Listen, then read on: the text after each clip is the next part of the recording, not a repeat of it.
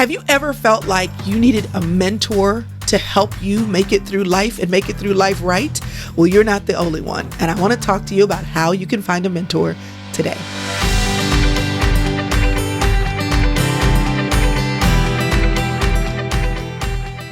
Hi, my name is Crystal Evans Hurst, and you are watching Coffee with Crystal. This is the video version of the audio podcast that I put out every week. And my goal in showing up every week, most weeks, is to help you practically live a life you love, live it well, especially if you're a woman of faith. And so I'm glad that you're joining me today.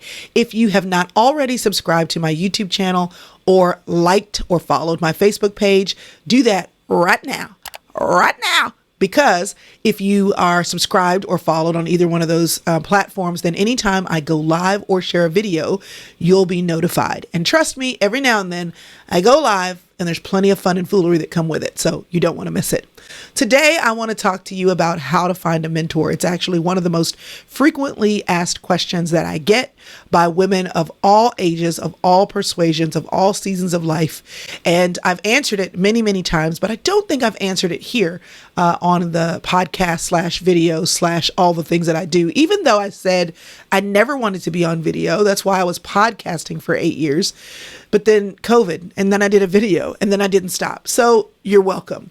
But I wanted to answer this question about how to find a mentor because here's the deal. We all need them.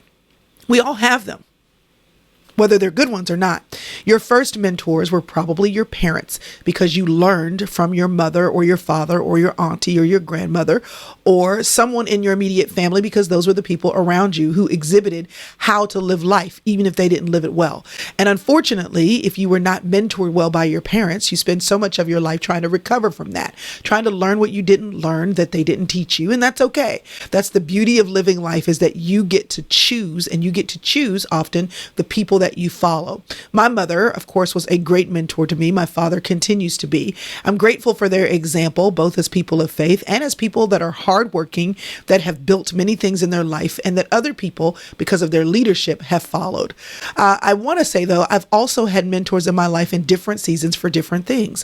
When I started homeschooling, my mother never homeschooled. So I literally called a lady at my church who homeschooled, and I said, can I come to your house and can I just sit and watch how you function?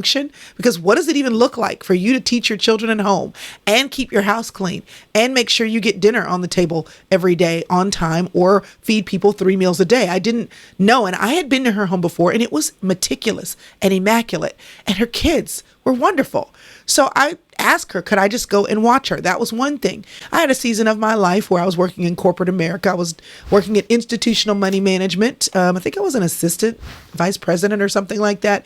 A stock picker. Basically, I watched the stock market, did financial modeling. Well, nobody in my family did that. And so I would ask women in my life, men in my life too, to, hey, show me how you do that. How did you deal with this problem or this challenge?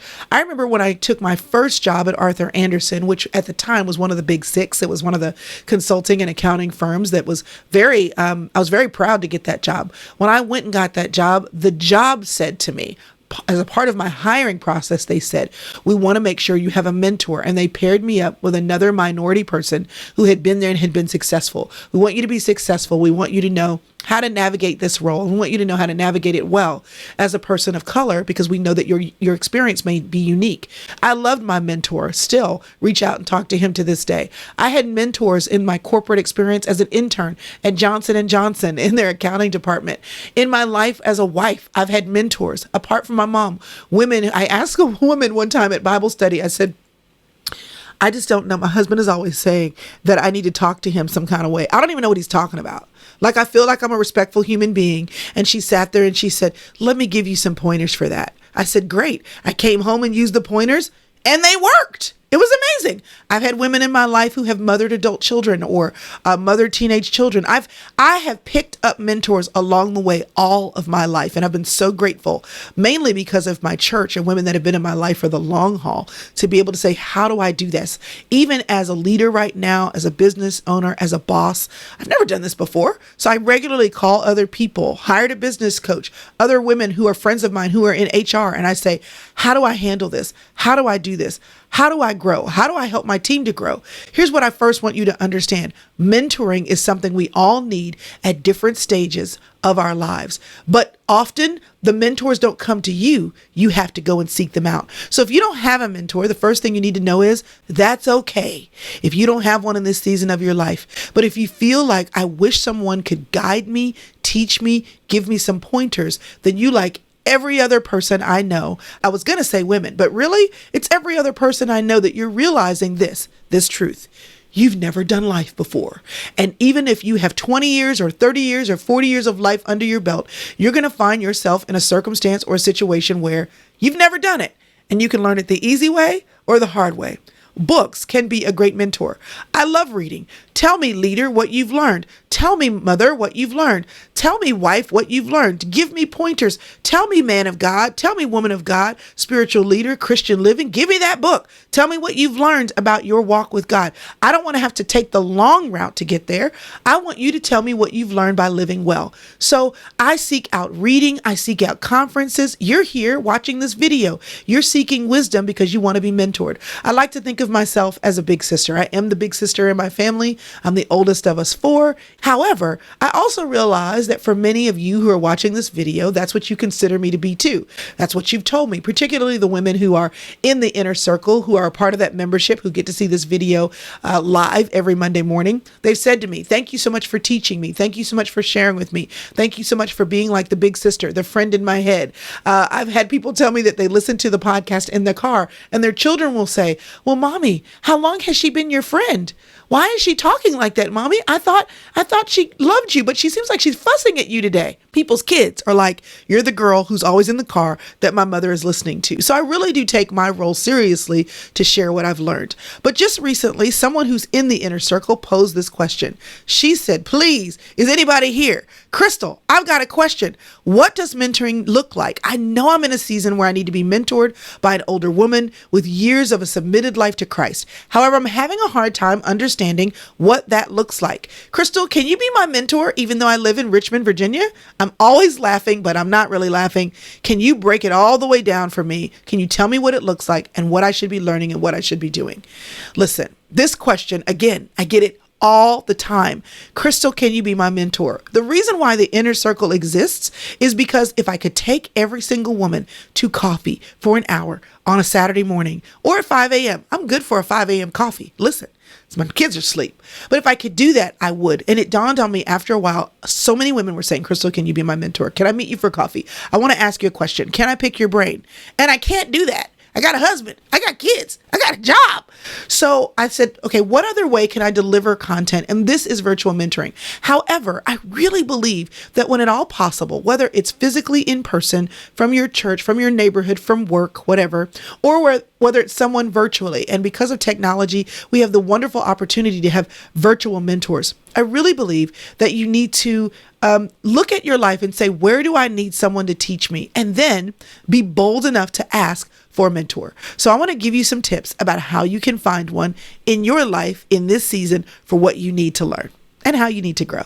Let's talk about the definition of a mentor. Mentor is simply someone to guide you.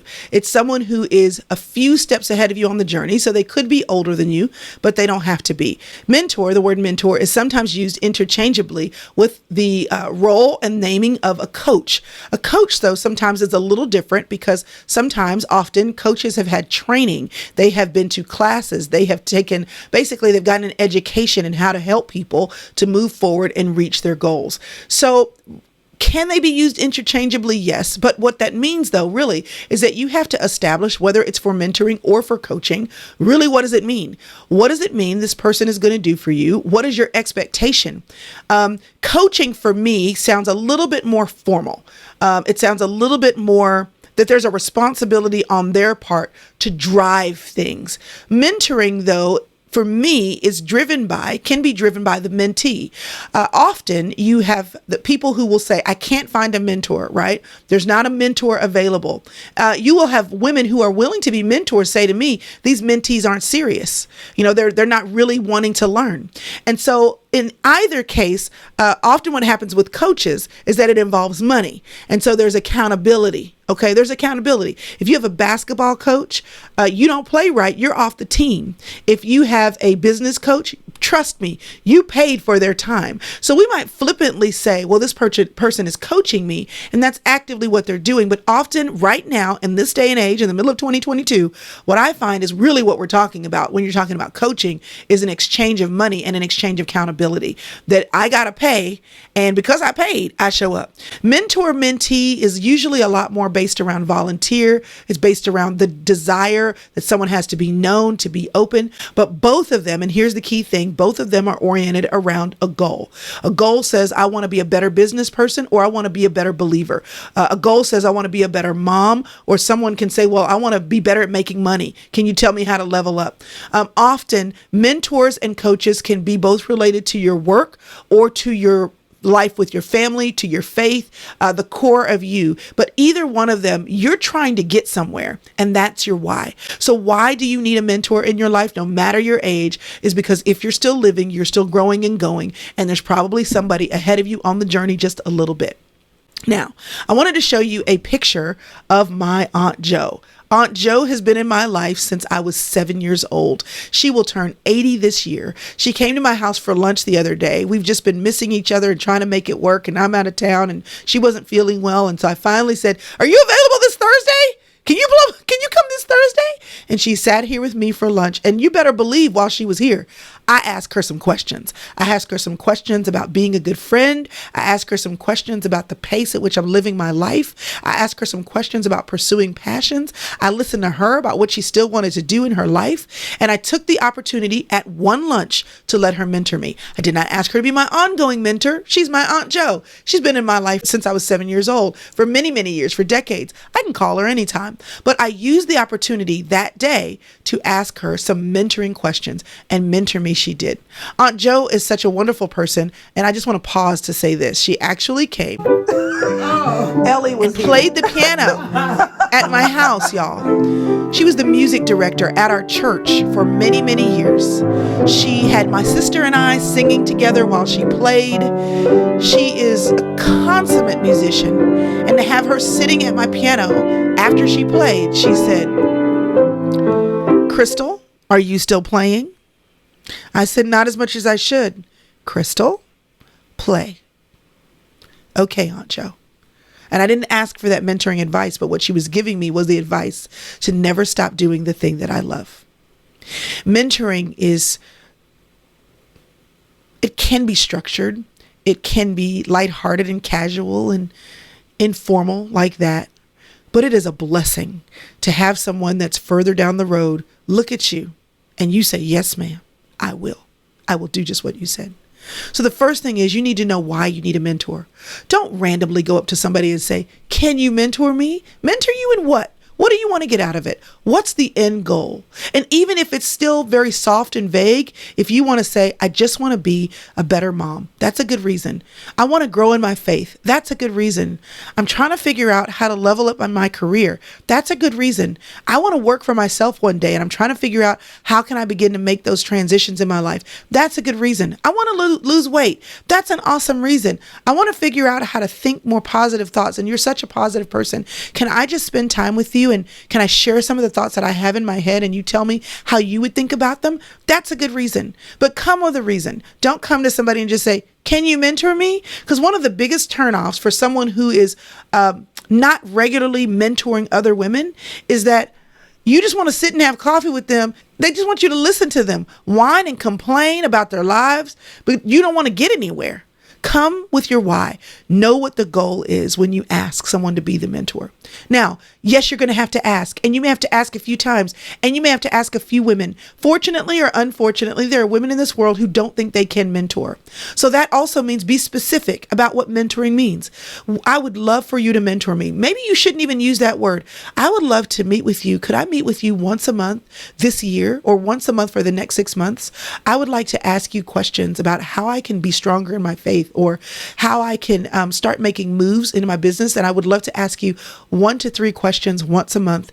Maybe we can meet at a time that works for you. That's very specific. So it's not this unending, I just want you to meet and listen to all of my problems and then, just sit there. And listen, that's exhausting for someone who you think you want them to be your mentor, but really what you want is just someone to complain about your life with and let them listen. No, you need to have a goal. You need to know where you're going, even if it's still broad. And then you need to be specific in your ask. You need to be committed. If you're going to ask someone to show up for you, then you need to make sure you're showing up for them.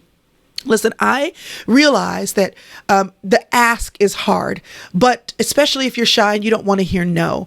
But what do you want from a dude, right? Who's trying to pursue you? If he asks you once to go out on a date and he's really into you, you expect him to come back again, don't you? Well, when it comes to mentoring, it's the same thing. If you want a woman to be available to you, or even a man, like in the workplace, there's nothing wrong with having a man as a mentor, because you learn how to break them ceilings, learn how to think like a man, but act like a woman. The reality is you may have to ask multiple times if there's a person you're dead set on. And if one person says no, and if you're not dead set on them, ask again. Don't let rejection turn you off from something you know you need. All right. Then after you get that first meeting, be specific, be prepared, be concise. It's okay to share your thoughts and to share the pain points, but don't go on and on and on and on. This is not your therapy session, okay? Sometimes it may be, but when you show up, respect their time. Come for what you ask for and get what you need, but don't use the time to then talk about your whole life and complain about everything. They're not your therapist, and if you need one, you need to pay for that. But ask for the first meeting and know that everyone needs help. Have no shame in your game about asking for someone to help you. Whether we have been mentored intentionally over coffee or over dinner or as you serve or as you work together, everybody needs help. And it doesn't matter if you're 20, 40, or 60. We all have situations in life that we haven't gotten to yet. And for someone else to share their knowledge, it's okay. When you start meeting with them, get to know them, nurture the relationship, say thank you, be appreciative, buy their coffee, show up and act like what you're getting is a gift because it is. And then follow up. You be the person that shares your encouragement with them. Send them a card, not just to say thanks, but to tell them how you are using what you are gaining from them. In between, to say, thank you so much. I've already been trying this. I can already see the difference. Looking forward to our next meeting. Find out when their birthday is. Ask them, is there anything that I can be praying for you about? Is there any way that I can serve you? Now, this is a big one. Asking the question as you nurture the relationship, how can I serve with you? How can I be where you are? What I love about Jesus is he basically mentored the disciples is that he had them with him. He had them show up where he was. They learned not because they were meeting for coffee. They learned because they were just with him. Especially when we're talking about mentoring in the church, the women who you want to be like, where are they? What are they doing? Don't ask them necessarily alone to meet you for coffee on a Saturday. Why don't you find out what ministry they're in and serve with them? I would love to have more access to you, and I would love to learn from you. Could you please tell me where you are serving or what you are doing in ministry where I can come alongside and support you? I just want to be around you and catch why you are living your life, how I can live mine too. Instead of asking for more of their time in a separate segmented place, one of the best things that you can do in ministry is just show up and serve. Where are the people that are doing what you want to do? Get where they are, do what they are doing, and don't apologize for having to learn and pick up behind them. I am amazed at how many people want to do the thing and they don't want to do the thing. They just want for me to tell them what it's taken me 20 years to learn without actually having to practice it. What you don't realize is that often mentoring is not about getting the information. It's about getting the practice. And so when you want to learn from a speaker, can you say, can I, when you do local engagements, can I help you with your book table? When you want to learn from a CEO and exec, listen, I know I'm not in the C-suite, but if there's ever a meeting, if you see your CEO in the hallway, if there's ever a meeting that you feel like I could just benefit from by being a fly on the wall, listen, I'm hungry. I want to learn. And I don't have people who have been in management or who have been in the C-suite in my life. But if you would just give me the opportunity to be around you, tell your boss that, tell your manager, how can I serve and how can I just be around? And when I'm around, how can I serve? There was a lady named Lisa Nichols who for 5 years, she wanted to be a motivational speaker. For 5 years, she went to the Tony Robbins conferences as a volunteer. She paid to still go as a volunteer. She paid less, but she still paid. She said, I need to hear this multiple times. If I'm going to be who I want to be, I've never seen a speaker like this, and there's nobody that looks like me doing this. So guess what? If I want to be who he is and have what he has, I need to be around him and see how he does it. And she paid to be around him. There is a cost to knowledge. There is a cost to experience. And if you expect that you're just going to sit down for 30 minutes and get all the drippings, you are kidding yourself. Show up and be in the room. And when you're in the room, make yourself useful.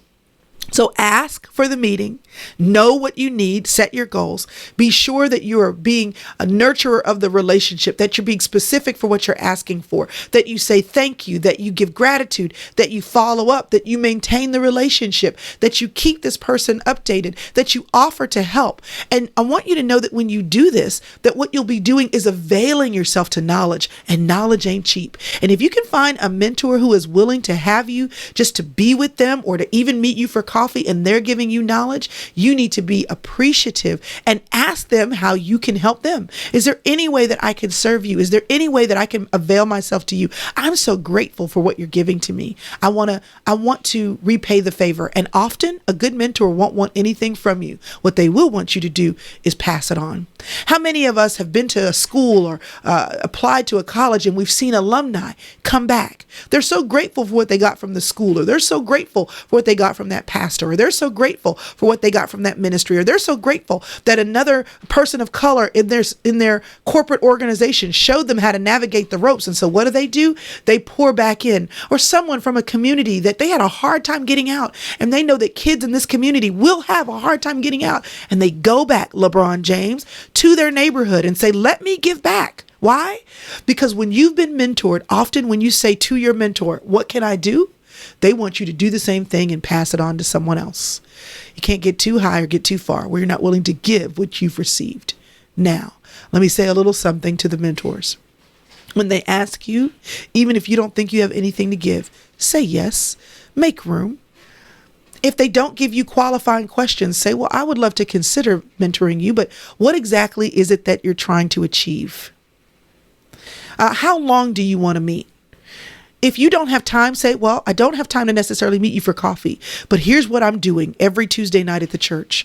I would love for you to come and serve alongside me.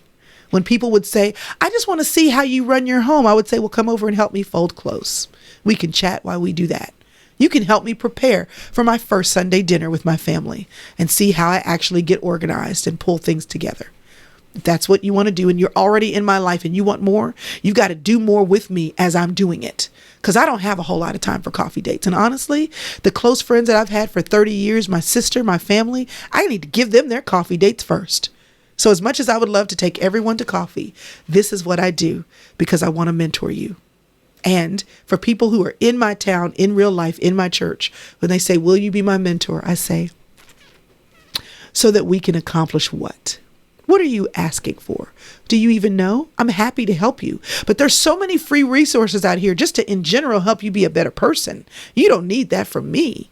What you need is to figure out what you're trying to do and then figure out if I'm the person for you.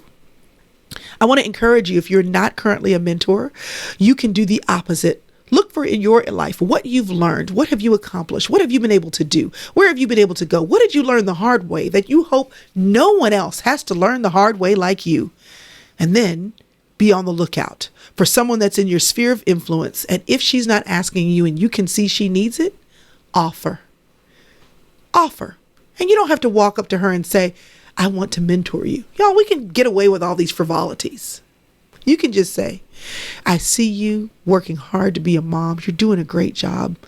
Listen, I'd love to have you over one day just to maybe make you a cup of coffee, bring your babies, and I would love to just sit with you and hear more about what's happening in your life and pray for you if I can. You don't have to have all the answers. You don't have to be official. You don't have to have taken a mentoring class. You just need to say, my life on your life, my life with your life. There might be something I know that I can give you that will help you. Now, I want you to know that just like everything else, mentoring, coaching, all of that included, you live and you learn. So don't be afraid to ask. Don't be afraid to help. And don't be afraid to grow. And also know this, one mentor is probably not all you need. I believe in my life, I have a board of mentors. I have some women who I think about when I want to talk about motherhood. I have women I think about when I want to talk about business. I have some women that I talk to when I want to talk about leadership and ministry. I have some women that I talk to when I want to talk about adult children. I have all the mentors in the world, but they're not all meeting me for coffee every Saturday.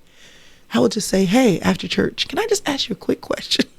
I'm going to blow my fuse. But I try to be as specific as possible and do what I can to welcome their wisdom in my life. If you're young and you don't have a mentor because you think you know it all, welcome the wisdom. You'll be glad you did. Listen, I hope this has given you a little bit of a go factor for how you can find a mentor. If you need a mentor, listen, the doors to the inner circle don't open again till July, but I'm here. But I want to encourage you in your real life, get in somebody's church, get in a Bible study, look around at your job and figure out who's been doing really well and ask them. And if they say no, ask somebody else. Don't be dissuaded. Look around your life in your neighborhood and say, look who seems to have their lawn done. You want to get your garden done? Go down 5 houses to the lady whose lawn is always tight and right and say, I have no idea how to take care of my lawn. I would love to just get some pointers for you one day. Do you mind if every now and then if I see you working on the lawn, I just ask you some questions? She probably would love to share what she's doing in her lawn to make it beautiful. Look around for who is living the life you want to love and ask them how they came to love it well. We are here, y'all, because we really are better together. And whether this is in your spiritual life, in your family life, in your work life, in your civic life, there's no reason for you to figure it out long and hard the hard way. So be specific, ask the question, show up, be consistent, be appreciative. And if you are that woman with a little bit of wisdom, even if the wisdom was hard won, be willing to share it because another girl needs you today. Again, if you are not subscribed, y'all, if you're not following me, you need to do that right now. And if this video was helpful to you, I would ask that you share it. Why? Because somebody else like you needs to know how to find or be a good mentor or a good big sis to someone else. So this is me, your big sis, signing off this week. Have a good one. See you next time. All right, so it's that time when we're editing videos and getting totally ready for you. And here's what I realized. The video ended, but it wasn't over. You know, I do these videos with a live audience in our inner circle. And after I finished recording, we had a little bit of an after the show moment. So normally I don't share this extra, but I think this extra this time, you need to hear this part. So roll tape. I was going to say this. One of the reasons why we have offered the coaching cohorts is because I realize that sometimes mentoring really is needed for something very specific and for a period of time. You don't need this person to be in your life forever, and that's okay. There is ongoing mentoring, just like biblical womanhood. And so I'm going to be in this group for a year. I'm thinking about this summer, we'll see, like doing a Bible study in my home and just talking about, I got to figure out, what is this season right now? Is this like, when I want to talk about motherhood? Do I want to talk about spiritual growth? Do I want to talk to leaders? I don't know. But what I do know is that it's not going to go on for a year. I know it'll be like 6 weeks and that's it. But I really do love the opportunity to dive in deep on something specific. And I think you have to give yourself that freedom. It's kind of like taking a class, except you're, one of the things I always tell the coaches when they do the cohorts for us is I say, if you're going to be on for 90 minutes, you talk for 30. That's it. The value in the mentoring, the value in the coaching, the value in the cohort is the other hour where they're asking you questions. And so I want to encourage you, if if you know you need to learn something, you want to find even just a teacher who has office hours. Like, think about it. If you have a teacher and they have office hours, not only do you get the information that you maybe need, but then you get the access that helps you to apply the information, right? Mentoring assumes you either need the teaching or you need the application or you need both. Okay. A business coach or like a trainer, like a coach or trainer, I'm going to have a running coach. It assumes that they have the information, but they're pulling it out of me. And there's accountability again involved. There's a different level typically in accountability. So really you can use the word coach or mentor interchangeably. We used coach because Crystal, coach, cohorts, the alliteration is important. But I think what you need to know is that regardless of what the name is, you need to define it. So for our cohorts, the definition was 4 weeks at a certain time with the same people. And then every week when the session was done, you had 7 days to watch it. Accountability. And after 7 days, it went down because you can't be on a totally different time frame than the other people in your group. Remember, Jesus had the disciples with him. They were on the same page. They were seeing and experiencing things at the same time. They were getting the same exposure, the same information, group think, group lessons learned. Another thing that I want you to consider is to avail yourself to group coaching. Group coaching. The reason is because sometimes you don't have the problem, but someone else has the problem. And then just by listening to the other person's problem, you didn't even know you had that question. And then you hear their question and you're like, yeah, that's a good, and then you hear the answer. And even if that was not your question for today, you have that question when you need it tomorrow. So I would also say, listen, if there are 3 of you who are young moms and you're like, we just really need somebody to help us make sure we're doing this right, then I would find y'all agree on 1, 2, or 3 people, approach the first person and say, there are 3 of us young moms who really would love, like we don't live here. We're not from here. Our mothers are not here. We would love to ask you to just to pour into our lives as moms. We want to make sure that we are being godly moms. We want to make sure we are setting the tone in our homes. We want to make sure we are being a joyful mother of our children. And we just want you to speak in. Could we, whatever. What does that mean? Could we serve with you in the nursery? Could we sit with you at church and just maybe for a few minutes after church, just have you pray over us? Could we make it easy for your mentor, but don't feel like you have to be one-on-one either.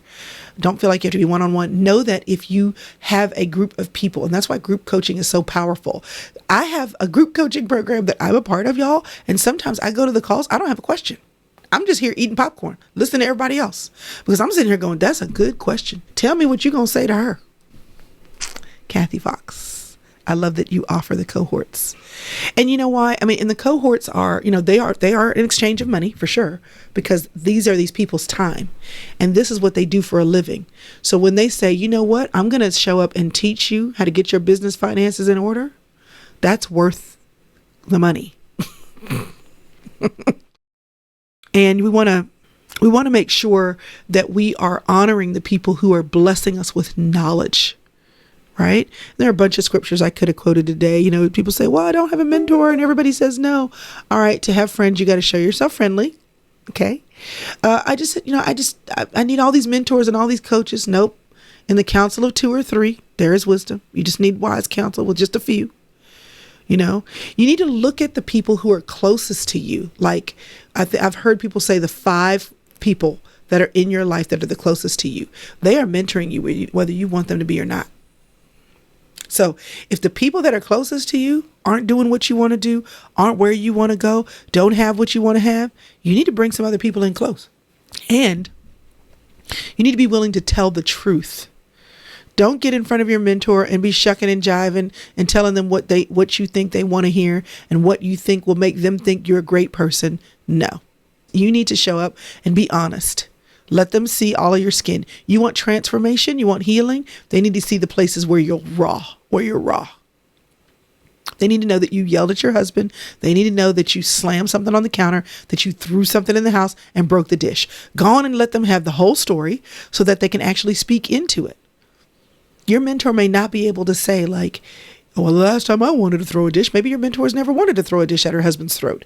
But maybe what she would say is, if you're that angry, you might want to check and get some counseling. because that is an action that says there is something that is so painful bottled up inside that someone can help you with that. And that won't stop them from being your mentor, but they may be able to recognize something else that you need in your life. I'm so tired. I'm so tired. I'm just tired all the time. My mother would say, go take some vitamin B. And then go to the doctor and get your blood tested. Make sure you're not anemic. Why? This had nothing to do with me being a great mom. This had everything to do with her knowing as a physical woman the things that I needed to know as a physical woman to take care of my body. So tell the whole story. I've been on my period for 12 days. That's not supposed to be happening. And maybe another lady in your life can say, girl, you tired because you're bleeding to death. Go talk to the doctor about the bleeding. I've had people tell me, in terms of me and how I manage my team, Crystal, you're way too nice. Your people need boundaries. And I'm like, but nah, it's a big sister. I want to be friends. Yeah, but no. If they're interns, they need to do what they agreed to do. If they cannot do it, then you want to bless them and release them. But I don't want to release them. Okay. I'm going to have to figure out how to work this second half in. Miss Brenda said this part is life-giving too. Yeah, you just need to know that you need people to speak into your life. And I have often wanted to hide. Like, this is the Oprah. You know how she would have the after the show? This is the after the show. I wanted to hide stuff that I was doing because I would know that mentors or my parents or people that love me or people that are ahead of me would look at me and go, no, because I would know I shouldn't be doing it. I would know I spent too much money or too much time. There have been people in my life, even friends, who the cost of the friendship, it was agonizing. And at a certain point, it was like, you know what? I'm working so hard to make this work, and they don't want to make it work. And I'm not doing them any favors by forcing myself on them. And so, but I wouldn't tell my mentor that I was still talking to them. In fact, I have a friend right now that she has a friend and the relationship is toxic, and she knows it's toxic.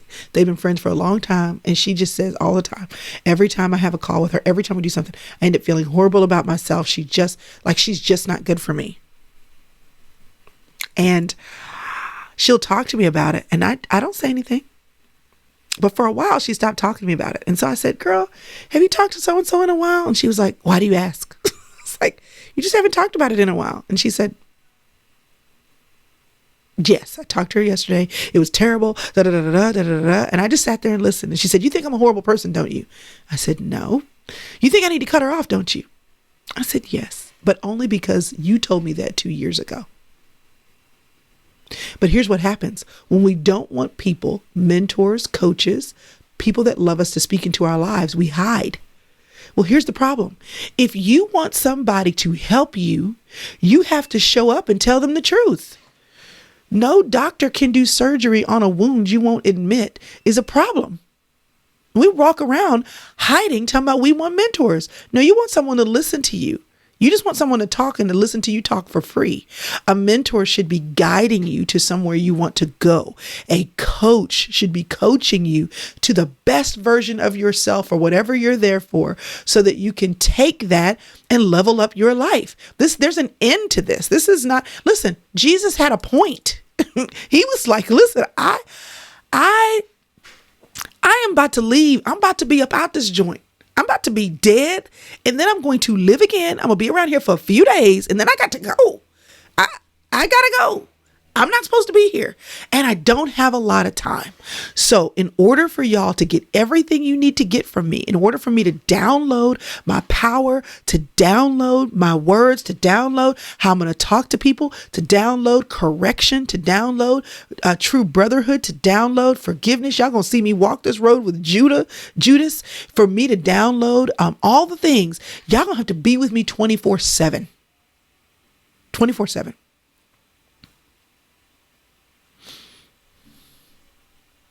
And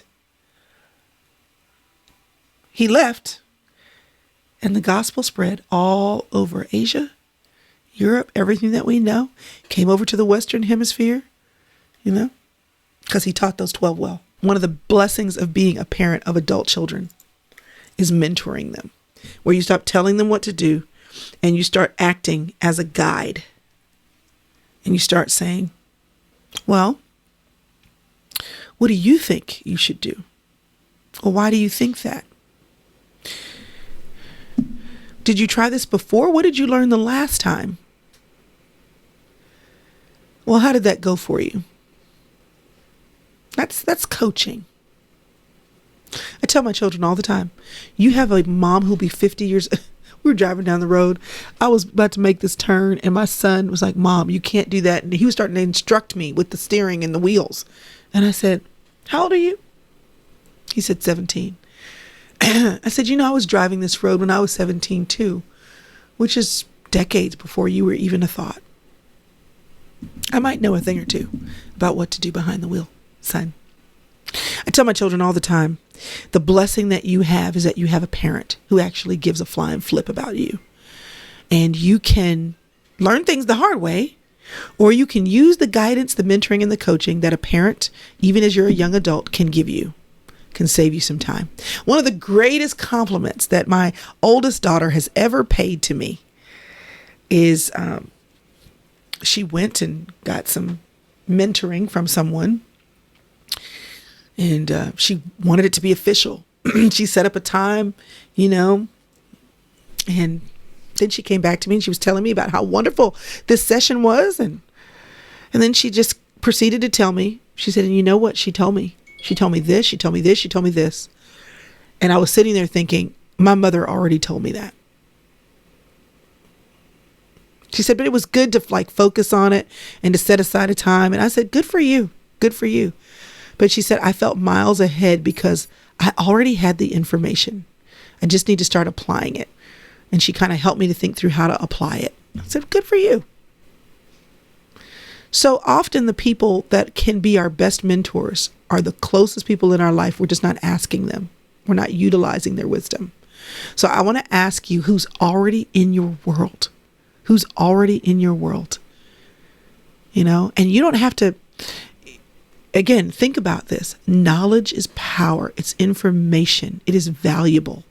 So when you ask for someone's time to give you knowledge and to help you grow and to take you further on the journey, you need to be full of gratitude and thanksgiving if they're giving it to you for free, even if they're not. And then you need to make sure that you are available as you can to serve them. One of the ladies who's in ministry, a ministry that I've learned a lot from a long time ago, she said, the people that helped me in my ministry are the people that I poured into for years in a Bible study in my home. And out of those 50 women that would show up to my house every Monday night, 5 of them were cream of the crop. They started showing up a little earlier. They asked me, how could they help me? They set up the food they brought. And then when I started traveling and speaking, it was those 5 women who would come. They would buy their own plane tickets because I couldn't afford to bring them. They would buy their own plane tickets to help me at my events so that I could share the information with other people. She said, if you will just decide to avail yourself, the cream will rise and you will see the women who actually want more from you, or the ones that you want to call out because you see something in them. She said, and then occasionally there will be a woman who calls you and says, can she learn from you? And what you need to do is say, then come around me. This is what I'm doing, because you don't have time to sit at coffee every day with 10 women. You just don't. So I want to ask you as a mentee, where can you go to learn, grow, and serve? As a mentor, how can you pour out and know that you're going to cast this seed and that some seed's going to grow and some is not? I heard Liz Curtis Higgs, she's officially, as a speaker, slowing down to retire to focus on being in a leadership role at her church. She said this to me, made the hair stand up on the back of my neck. She said, for 40 years, I've been scattering seed. And now I'm so very excited to operate in a place where I'm planted, to plant the seed, to water it, to weed it, to watch it grow, and to see it become full grown. I'm glad that I have the opportunity not just to inspire, not just to motivate, not just to teach, but to actually mentor, to disciple, and watch someone grow from a baby to a grown adult in the word, to go from milk to meat. I'm so excited to have this role. And as a mentor, as a person who is able to see things that someone else can't see, you should be asking yourself the question, where am I supposed to plant, water, nurture, weed, cheerlead, and be an accessory to someone else's growth.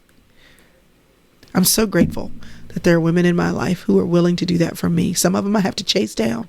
I do. Some of them I pay. I do. Some of them, in fact, I said to one woman recently, I said, I'm so sorry. I just feel like this is such a one-sided relationship. You're always so gracious to give me wise counsel. I'm so very grateful. And she said, you have to understand that for me, the gift is watching you grow. This is not one-sided. You're helping me to see how all of the years of all of the things that I've been through, of all the things that I've learned the hard way, how it is actually fodder for the soil that you're in. It is a blessing to me. So anyway, that's my after the show. Ba-dum-bum.